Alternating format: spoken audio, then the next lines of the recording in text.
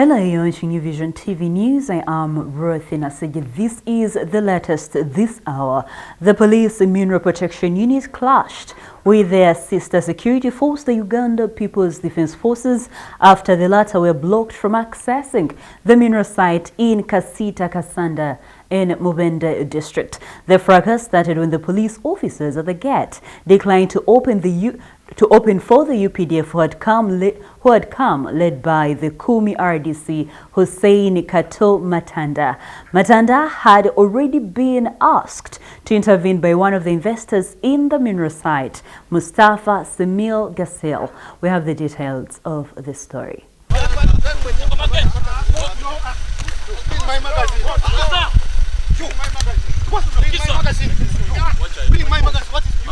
Police officers have deployed there along with our private security.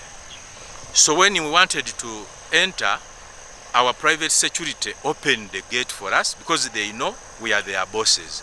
Now this officer comes to block the entrance and to struggle to put back the barrier. So that's when one of my guards got out and said, this one coming in is representing the owners of the mine and you cannot stop him from coming in. That's why the private security have opened for him. He could not listen. He put back the barrier, drew aside. They started pushing the barrier with one of my guards until when I saw the scuffle, I came out with papers to introduce myself to the police officer that this paper here allows me to represent the owners and I'm bringing in his workers. He said, no, you will not enter. He goes aside, he cocks his gun, and my UPDF guards also got up, and that's how they disarmed him. The soldiers overpowered the police officers at the gate and forcefully opened it. They then had a brief talk with the commandant of the police section at the site. The soldiers were armed with a court order which allowed the investor to take over the mineral site and the withdrawal of police officers. The wrangles over the mineral site broke out in 2010 between Mustafa Semi Gagel and another investor, which prompted the police to come in and keep law and order. Mustafa lamented that he had spent many years fighting to get back his mineral site. He also says he has spent a lot of money in court processes. Okay, now we got almost 15-20 days right now. We got court order, but they are not respecting even court order. So we are really using a lot of money for court issue, for all that process. But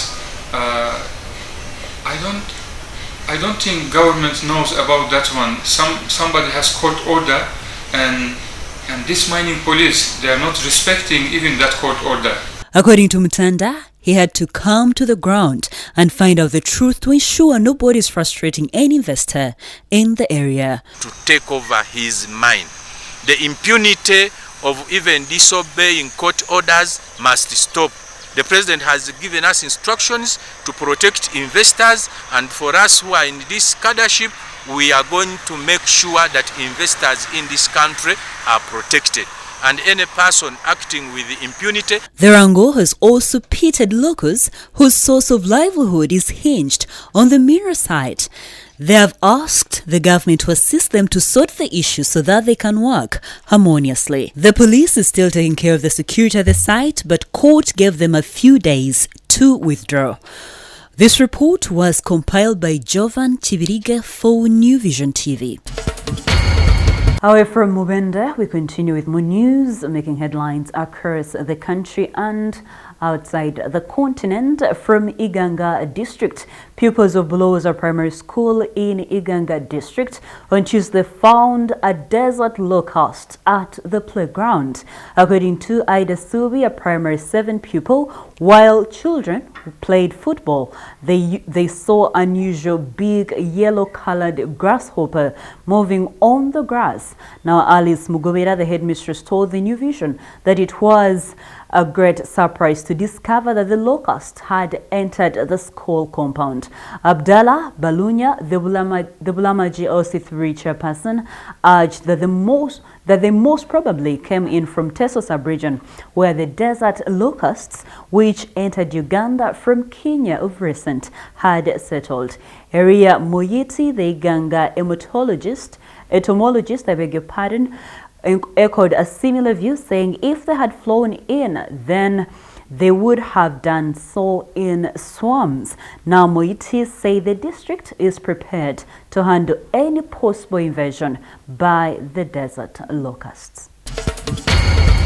Closing of news this hour is a story from South Sudan, where swarms of locusts which were wreaking havoc across East Africa have now entered in South Sudan. The government said Tuesday, threatening more misery in one of the world's most vulnerable nations. Now, billions of desert locusts, some in swarms the size of Moscow, have already chopped their way through Ethiopia, Somalia, Kenya, Djibouti, Eritrea, Tanzania, Sudan, and Uganda. Their breeding has been spurred by one of the wettest rainy seasons in the region in 4 decades. Experts have warned the main March to May cropping season is at risk. Now, eggs laid along the locust path are due to hatch and create a second wave of the insects in key agricultural areas.